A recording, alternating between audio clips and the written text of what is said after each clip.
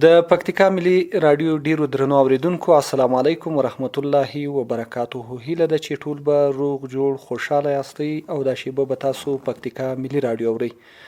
قدرمنو اوریدونکو، دا چې تاسو د پکتیکا ملي رادیو څخه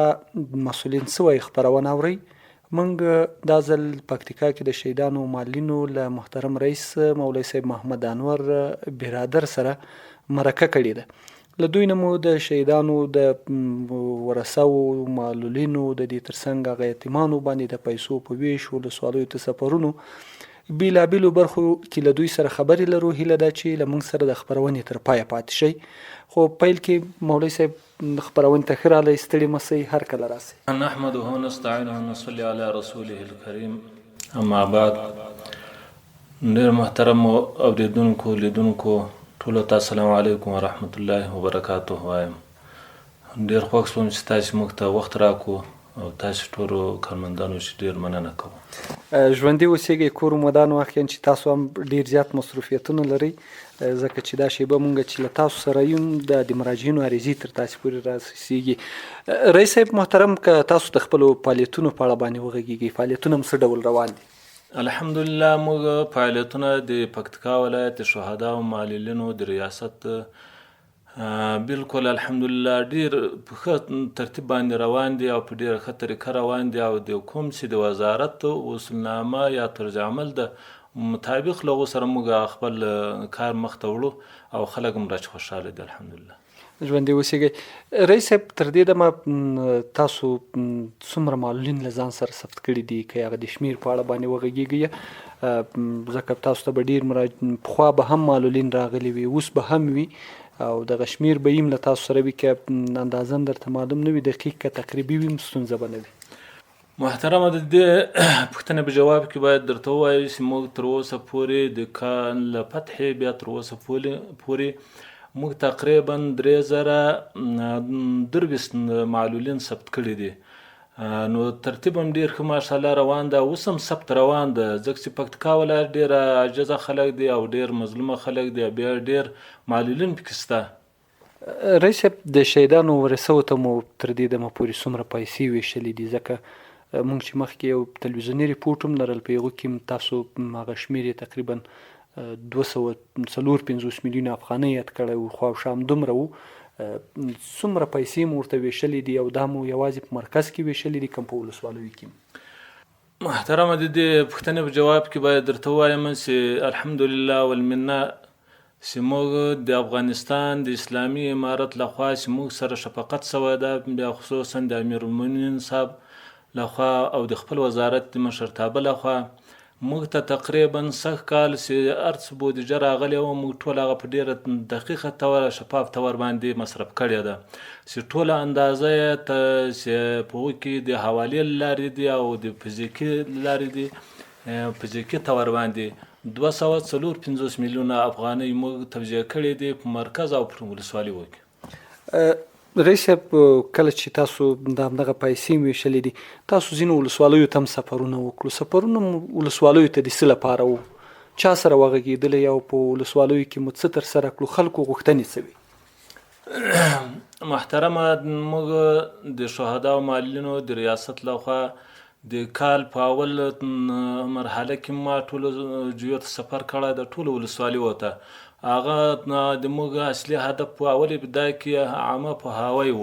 چې موږ د خلک د شهدا معلولینو ورثه یا معلولین له د خپل طرز عمل خبر کو. بیا وروسته له هغو چې بیا چې موږ توضیح وکوله، تقریبا اوس به نو کېږي او له یوه هفته مخته ما په ټوله ولسوالیو باندې حیاتي وکوله. تقریبا له ما سره نور ملګري موجود وو، نو چې حیاتي مو وکوله په ټولو ولسوالیو باندې وګرځېدو. خلک له موږ ډېر خوښ وو او موږ کار چې په ټولو کې ډېر موافق وو، همدا معنا شفافیت ډېر ښه و پکې. او زه تللی یم د دې دپاره وایم چې موږ کومې پیسې توجیه کړې دي په دې کې شفافیت تر کومې اندازې پورې ده، خو الحمدلله په هغو کې موږ موفق شولو. هلته د خلکو غوښتنې څه وي؟ ځکه خلکو بیلابیلې غوښتنې لري. ځینې داسې غوښتنې وي چې هغه ستاسو طرزالعمل کې هم وي او باید ومنل سي، او ځینې داسې وي چې ستاسو طرزالعمل کې هم نه وي یا ستاسو پالیسي هم نه ایجابوي. نو د خلکو سره موږ هلته ملاقاتونه وکول، له خپله معلولینو له ورثو او د یتیمانو له ورثو سره له دغو ټولو سره موږ هلته ملاقاتونه او غونډې مو وکولې. د دوی عمده غوښتنه دا چې وه چې له موږ یو سره د تاسې لخوا که څرنګه چې کومه همکاري سوې ده، دغه کومه همکاري باید د تاسې له موږ سره دوامداره او همیشه وي. موږ هم دوی ته پوره ډاډ ورکړی ده. خو په مجموع کې دا جه ده چې ځینې غوښتنې د دوی سوې چې مطلب په هغو کې چې موږ پورې تعلق درلود چې هغه مرستندوی ادارې دي، همدا معنا چې هغه کومې مرستې ورسره کوي، په هغو باب کې موږ دوی ته پوره اطمینان ورکړو. او د هلته چې کوم مدیران د ریاست زراعت مدیریت وو یا د انکشاف دهاد وو یا د بلې مرستندوی ادارې نمایندګان وو، دغو ټولو سره موږ غونډې وکولې. هغو ته هم د دوی غږ موږ ورسول او د خود ولسوالانو ته هم غږ د دوی ورسول. نور چې هغه دوی چا پورې کار بند وو یا معطله کېدو، مثال په نمونه د صحت په باب کې هلته په ځینو کلینیکو ته زه ورغلم چې تاسې باید له معلولینو باندې تداوي وکوئ یاست، او د یتیمانو سره د شهدا او یتیمان چې تاسې ته مراجعه کوي باید تاسې سهولتونه ورته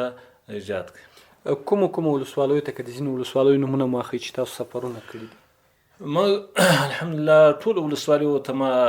سفر وکول. مثال په نمونه د یوسف خیل، خیرکوټ، یحیی خیل او جانه خیل، خوشامند، تروې، ووړ او دارنګه ګوملې ته او دارنګه برمل او ګیاني، نکه، زیړوک،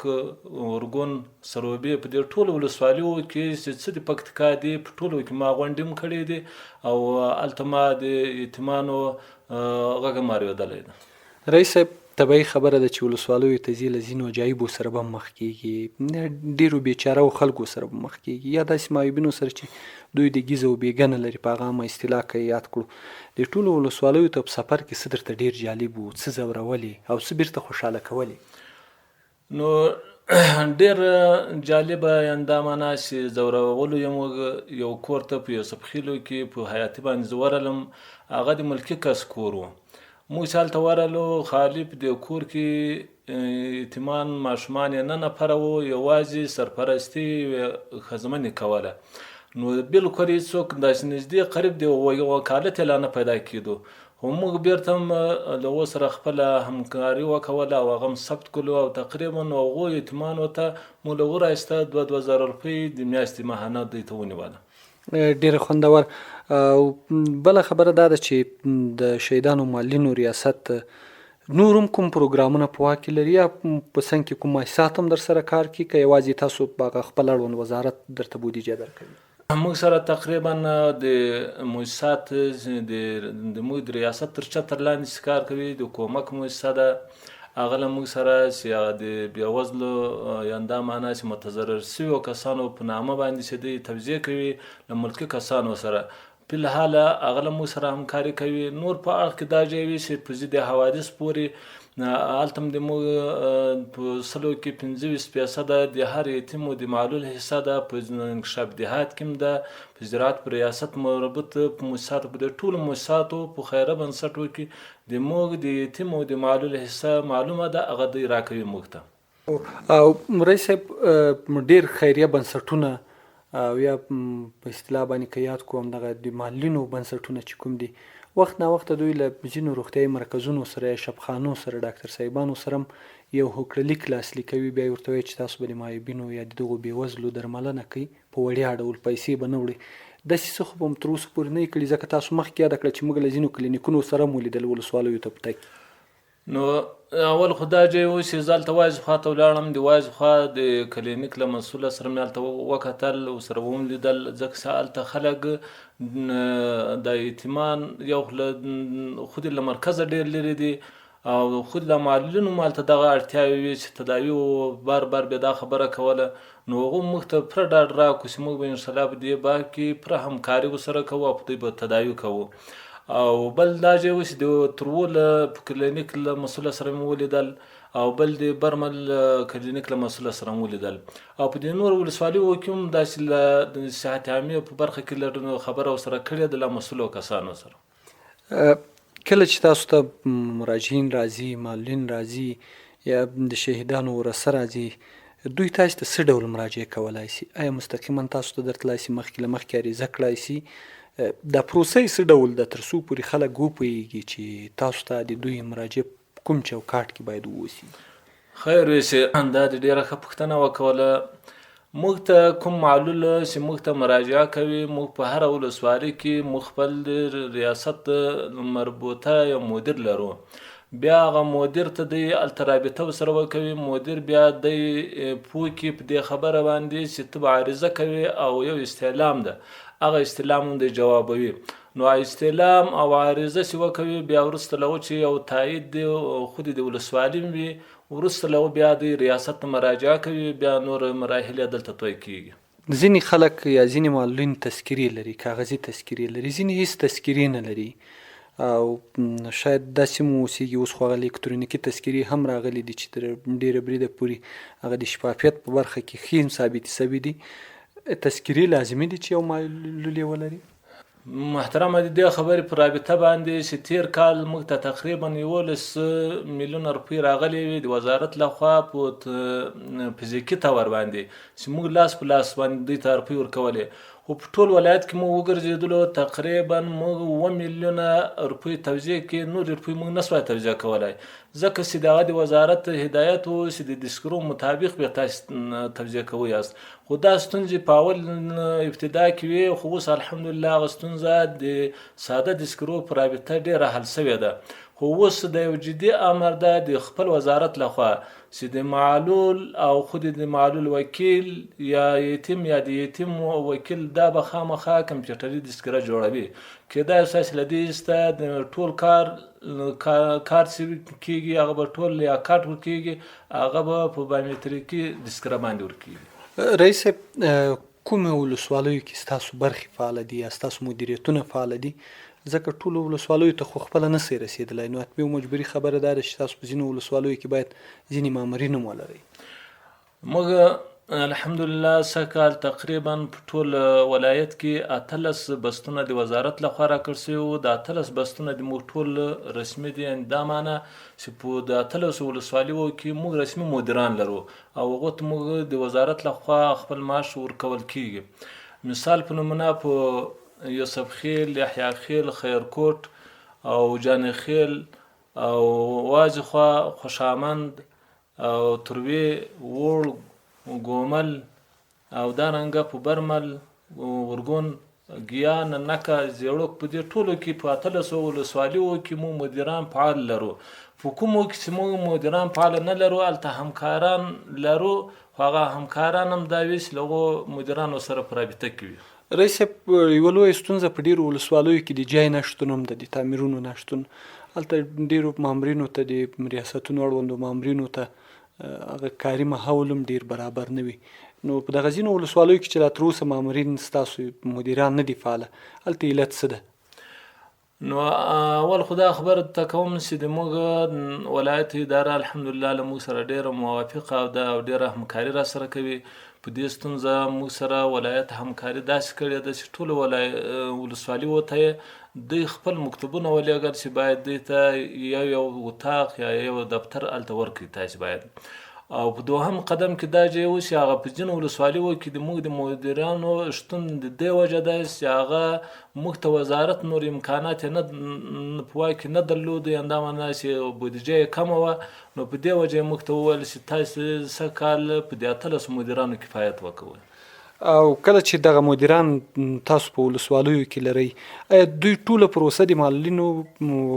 د معیوبینو البته په خپلو ولسوالیو کې خلاصوي او که بیا د نورو رسمیاتو دپاره مرکز ته رالیږي؟ نو ډېر کوشش د دې کوي مدیران صاحبان چې ډېر هلته چې دوی مربوط یا د ولسوالي مربوط کوم مراحل وي هغه ور خلاص کړي. معلول که داسې و چې د اعضاو ښه تثبیت یې ورې واضح معلوم و، بیا دې ته ضرورت ونه وي، هغه مدیر باندې کفایت کوي. او که دا ځای اوس یا تثبیت د معلولوالي ده ته ښه نه معلومېدو، بیا موږ دلته په ولایت کې په ریاست کې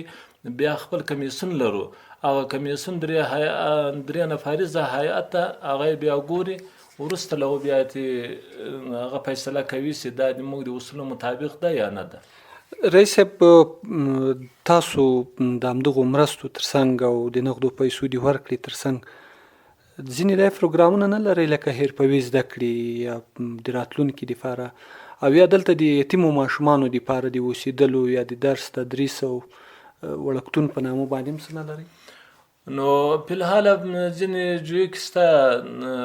د لیتامونه هم شته یا حرفوي زده کړو دپاره مې یو ترتیب شته، خو په راتلونکي کال دپاره انشاءالله وزارت وعده راسره کړې ده او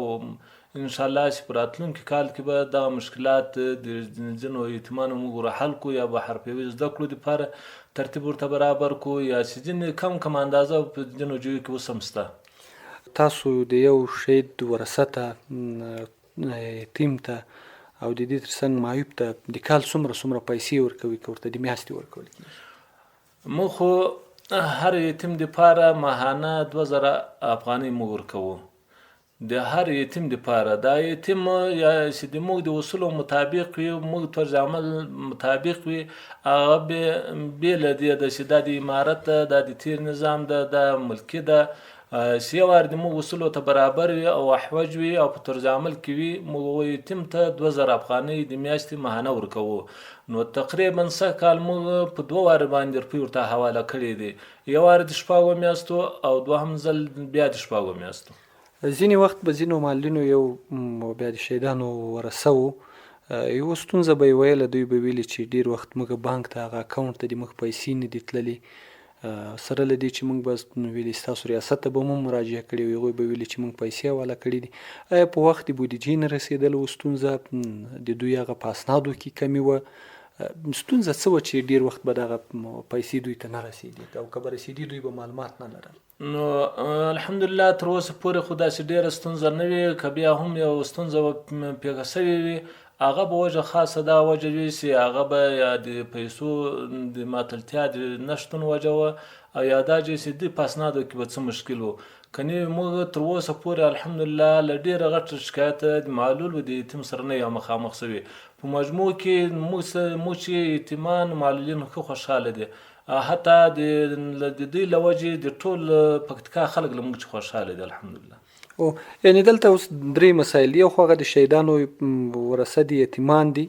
یو معیوبین دي چې دوی په جګړو یا نور څه کې هغه د بدن کومه عضو له لاسه ورکړي، او یو هغه دي چې معلولین دي مورزاده چې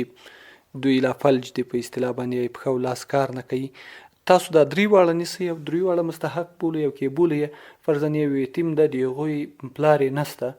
مور یې سته او د کور یې بل څوک هم سرپرستان سته، نو دوی هم حقدار کېږي چې پیسې واخلي او که هماغه سرپرست باید ورته پیدا کړي؟ نو محترمه د موږ د خپلو د اصولو مطابق کوم که مرزاده معلول وي یا دا منه د حادثې معلول وي یا کوم طبیعي معلول وي، د دغو ټولو په باب کې موږ خپل طرز عمل لرو. د هر چا دپاره کټګوري موږ ته وزارت اندازه یې ده. نو د هغو مرزاده معلول دپاره چې 2 عضو یا د مرزاده والي له وجې چې معلول شوي وي، د هغو دپاره که چېرته د بچیان درلودو بیا د هغو دپاره همدا معنی چې دی کبیر و، د هغو دپاره موږ 3000 روپۍ ورکوو، او که دا چې و چې دی صغیر و کم و، د هغو معلول دپاره مرزاده موږ 2000 افغانۍ د میاشتې ورکوو. رئیس صاحب حتما به چې پرمختګونه وي، ځکه تاسو ډېر لوی کار، زه چې اوس ګورم شاید دومره کار په دې تیرو 12 لسیزو کې نه وي ترسره سوی، څومره پیسې چې تاسو ویشلي،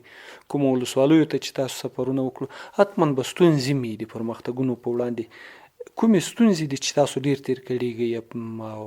غواړئ چې باید حل سي؟ ځکه یوه ستونزه دا مې یو څوک حقدار نه وي تاسو ته مراجعه کړي، تاسو ورته وایاست چې تاسو هغه د موږ طرز العمل مطابق نه یاستئ، دوی چې خفه ځي، دا خپله یوه ستونزه ده، بیا مراجعه کړي. یعنې داسې ستونزې چې ستاسو د کار خنډ ګرځي کومې دي؟ موږ د کار خنډ چې ډېر وختو کې ګرځي هغه داسې معلول چې هغه له ډېرې لرې ولسوالي راغلی وي، هغه چې بیا دلته راشي د موږ طرز عمل ته هغه نه برابرېږي، نو هغه له موږ سره قناعت هم نه کوي، خو بیا د هغو دپاره موږ یو د وزارت په هدایت باندې یو دا لاره ورته لټولې ده چې هغه موږ مؤسساتو ته ورمعرفي کوو، هغه مؤسسات بیا همکاري ورسره کوي، هغه ستونزه بیا په دې نمونه باندې موږ حل کوو. په دوهم قدم کې دا ځای ده چې په ځینو ولسوالیو کې د موږ د تذکرو ترتیب کمزوری وي، یا د سکرو کې موږ ستونزه وي نو هغه دوم وار دپاره چې بیرته موږ معلول یا یتیم لیږو د هغو دپاره چې هغه د سکرې صحیح کړي نو په دغو کې هم د یو څه اندازه مشکلات موږ شته خو هغه هم امید لرو چې هغه په د راتلونکي کال دپاره هغه مشکل هم حل شي. رئیس صاحب وروستی پیغام هم څه ده یا داسې څه چې ما درنه پوښتلي نه وي تاسو غواړئ زموږ له اورېدونکو سره یې شریک کړي ځکه زما او ستا خبرې به اوس زرګونه خلک اوري نو چې ما درنه پوښتلي نه وي او تاسو یې خلکو سره شریکوئ او په ضمن کې هغه خپل پیغام ووایاست. نو خیر رشید دا د مهمه پوښتنه را چې وکوله د موږ خو له دې ټول ولس او له دې ټولو معلولینو چې یو دا د موږ ارزو او خواهش ده او دا د موږ یو دوی چې غوښتنه ده چې تر 4 کالو عمر کم وي هغه معلول د موږ ته نه راوړي یعنې مراجعه دې نه کوي او تر 15 کلونو چې عمر پورته وي د ضعف له وجې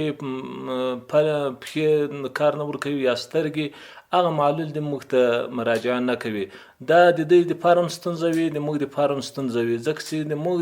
ته هدایت داسې شوی ده چې تر 4 کلو چې کم وي هغه د مراجعه نه کوي اندیمې ثبتوي او تر 15 کلو چې بیا پورته وي سپین ږیری وي نو هغه که سترګو دید له د ضعف له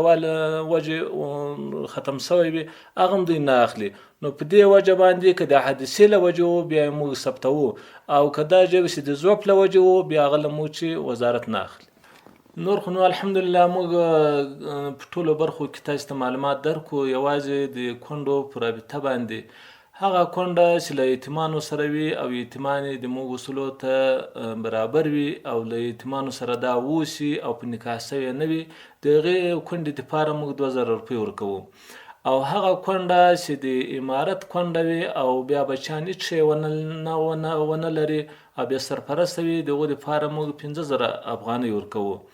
نو په دې باب کې هم بیا سرپرسته کورنۍ که څوک پاته وي او د موږ اصولو ته برابر وي هغه د کورنۍ وګړی یا شهید شوی وي یا وژل شوی وي هغه دې له موږ سره رابطه وکوي موږ به انشاءالله د هغو مشکل هم ورحل کړو. ډېره زیاته مننه رئیس صاحب کور مو ودان چې وخت هم راکړو.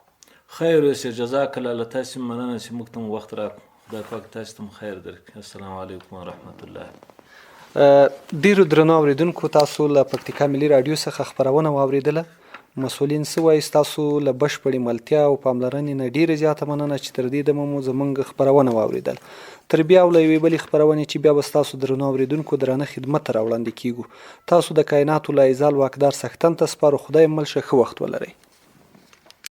وطن تمو د امن ستر پیغام راغلی دی له خدایه مو چې غوښت هغه نظام راغلی دی له خدایه مو چې غوښت هغه نظام راغلی دی وطن تمو د امن ستر پیغام راغلی دی له خدایه مو چې غوښت هغه نظام راغلی دی له خدایه مو چې غوښت هغه نظام راغلی دی د دې شیبو لپاره په کلونو انتظارو د دې شیبو لپاره په کلونو انتظارو محصول د قربانیو د انعام راغلی دی له خدایه مو چې غوښت هغه نظام راغلی دی محصول د قربانیو د انعام راغلی دی له خدایه مو چې غوښت هغه نظام راغلی دی وطن ته مو د امن ستر پیغام راغلی دی له خدایه مو چې غوښت هغه نظام راغلی دی له خدایه مو چې غوښت هغه نظام راغلی دی زخمونه و ناصر لنا پوهی د طبیبانو زخمونه و ناصر لنا پوهی د طبیبانو نن وخت مو د زخمو د التیام راغلی دی له خدایه مو چې غوښت هغه نظام راغلی دی نن وخت مو د زخمو د التیام راغلی دی له خدایه مو چې غوښت هغه نظام راغلی دی وطن ته مو د امن ستر پیغام راغلی دی له خدایه مو چې غوښت هغه نظام راغلی دی له خدایه مو چې غوښت هغه نظام راغلی دی راویښ شئ مومنانو د دوستۍ لاسونه ورکړو راویښ شئ مومنانو د دوستۍ لاسونه ورکړو نفرت په ځای نن وخت د انضمام راغلی دی له خدایه مو چې غوښت هغه نظام راغلی دی نفرت په ځای نن وخت د انضمام راغلی دی له خدایه مو چې غوښت هغه نظام راغلی دی وطن ته مو د امن ستر پیغام راغلی دی له خدایه مو چې غوښت هغه نظام راغلی دی له خدایه مو چې غوښت هغه نظام راغلی دی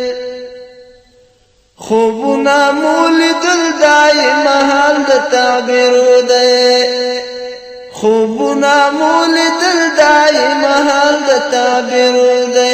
له مصر نه یوسف په د اقدام راغلی دی له خدایه مو چې غوښت هغه نظام راغلی دی له مصر نه یوسف په د اقدام راغلی دی له خدایه مو چې غوښت هغه نظام راغلی دی وطن ته مو د امن ستر پیغام راغلی دی له خدایه مو چې غوښت هغه نظام راغلی دی له خدایه مو چې غوښت هغه نظام راغلی دی د نورو وار تېر شوی دی نن وار د ګوهري دی د نورو وار تېر شوی دی نن وار د ګوهري دی میدان ته په خپل وار لکه بهرام راغلی دی له خدایه مو چې غوښت هغه نظام راغلی دی